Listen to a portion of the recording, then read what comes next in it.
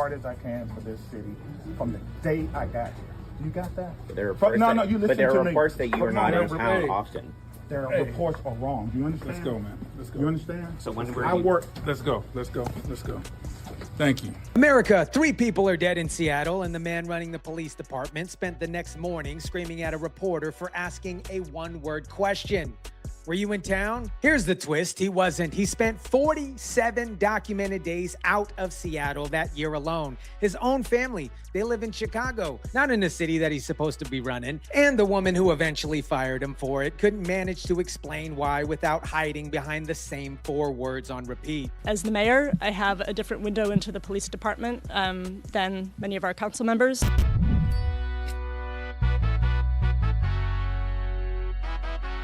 What is up, guys? Tyson Dela Cruz here. Thank you so much for rocking with me. Let me start with the man who actually wasn't there. His name is Chief Shon Barnes. I'm sure you guys seen it on the intro, Reb. He racked up 47 days out of town in a single year.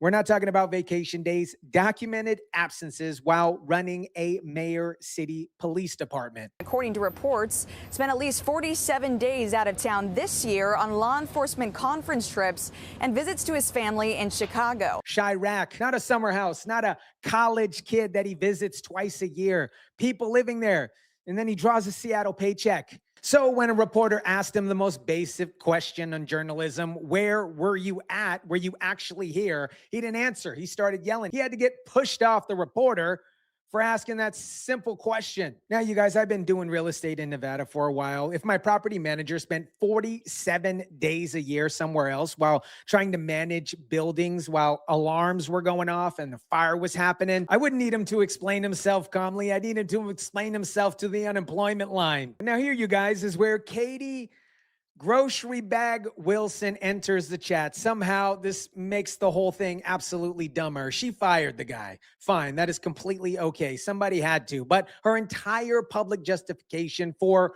actually doing it was one sentence, on repeat and repeat, like a skip CD. I do have a different window into our police department than they do.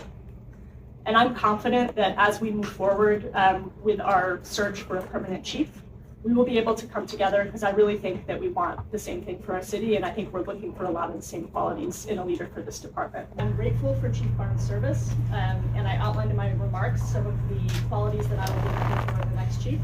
I would just say that I believe that the path we are on now is the one that is going to put us in the best position to achieve our public safety outcomes, and that includes transparent communication with the public, that includes operational relationships throughout the department. A different window, not a fact, not a policy violation, a window, a different window. Hopefully the next window that she looks out of incorporates her washing her hair from time to time. I got a window near my kitchen as well, but I don't use it to justify firing anybody. And you guys, when it was her turn to face the microphones and the cameras, she couldn't manage to do it without immediately walking back her own story. She denied the 5-hour delay in telling the public about the shooting and how it had anything to do with politicians wanting extra camera time. There was no direction from Governor Ferguson's office or from Miller Dapol's office to wait to do the press conference until they got to As soon as we coordinated with SPD and agreed that it was time to talk to the media, as soon as we knew that we were going to be doing that, I and Governor Ferguson and Congresswoman Jayapal arrived on the scene within minutes. So you can say his office unequivocally did not tell you to wait? No, absolutely not. What was the delay in the basics, the ABCs and the 1, 2, 3s of what happened? You had people running, you had people shot on the ground with bullet holes in their backs, covered in white sheets, and we are sitting here waiting. And the only thing that we had was a tweet and people who were afraid and a lot of information on social media filling the vacuum. So why is it that citizens in the city of Seattle had to wait for almost 5 hours to get answers about something so serious that's made national headlines? Yeah, I mean, my office put out a statement at 8:30, which again included an initial inaccuracy. 30 seconds. That's how long the denial lasted before she admitted her own office statement that night was just wrong, not political, she says. Just also incorrect. Cool distinction there, Katie. Wilson. Very reassuring for the people who spent the next 5 hours wondering if a shooter was still on the loose in their neighborhood. Now, you guys, here's the fair part, because I got to give credit where credit is actually due. Running a major city through an active homicide investigation during one of the busiest weekends of the year is probably genuinely hard. So I got to give her credit there. And plenty of seasoned professionals have fumbled a lot worse, if you would. Just look at Chirac, for example. Inexperience by itself doesn't automatically make somebody the villain. But wait when you hear about the severance package. Wilson also confirmed the city reached a severance agreement with Barnes. Yes, we did have a conversation and arrived at terms of the chief resigning. But was hesitant to provide any details about what it will cost taxpayers. I'm not going to be sharing details of that at this time. Her first offer to Barnes was so low that his own people called it disrespectful. So she raised it on the tax dollar dime, on your dime, Seattle. Then she stood in front of cameras and refused to say the actual number out loud. So she's not just unprepared, she's unprepared and cheap. Then embarrassed about being cheap, which is genuinely impressive combination for failure stacked in one press conference. And when it came time to actually stand behind her own decision, you wouldn't believe who showed up, guys. I have selected Deputy Chief Andre Sales to be the interim police chief of this department. He has earned the respect of our police force in his time here, and that is exactly what we need right now. Nobody. Zero council members stood behind her at that announcement. No one.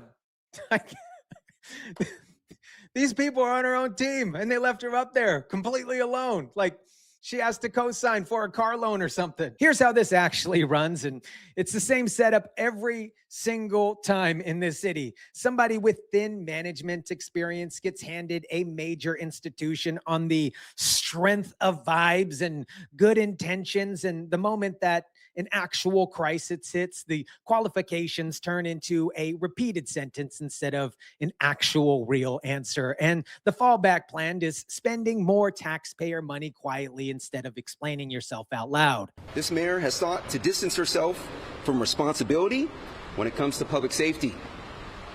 Leadership means owning difficult decisions and accepting accountability for the consequences.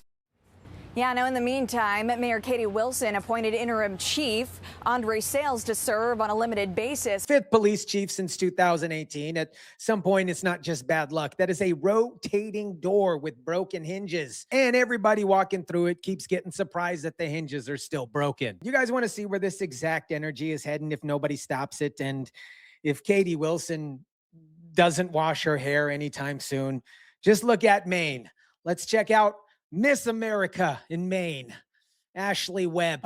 Oh, I ran for office several times. Didn't win, but I did run. And then I'm a songwriter, and then I write my own books. And then I suppose my transparency, I wouldn't lie to the people, and I wouldn't deceive the people like we're being deceived right now. Like, we get lied to, smoke and mirrors, like what's going on with ICE. That, my friends, is the entire qualification pitch delivered on a debate stage with a straight face, like it's supposed to reassure the community about anything. That's not a resume. That's basically a Yelp review for a restaurant that's never actually been open. And you guys, Seattle, here's what it cost you if you're living in that city.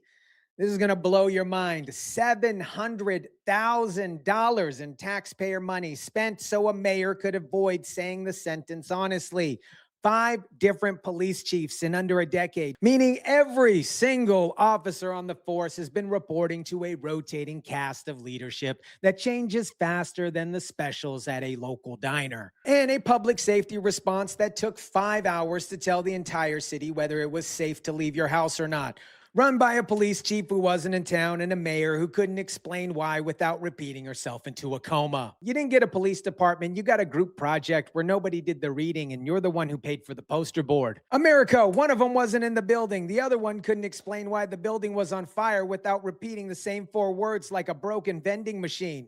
0 council members backed her at the podium, not because they were shy, because standing next to a 5th consecutive collapse doesn't photograph well for anybody next to a campaign mailer. You can be new at this job, but you can't be new at this job and also spend $700,000 pretending that you weren't. Let me know what you guys think about this. Drop it down in the comment section down below. Smash the like button if you kindly would. Share, subscribe, and as always, guys, I'll catch you on the next one.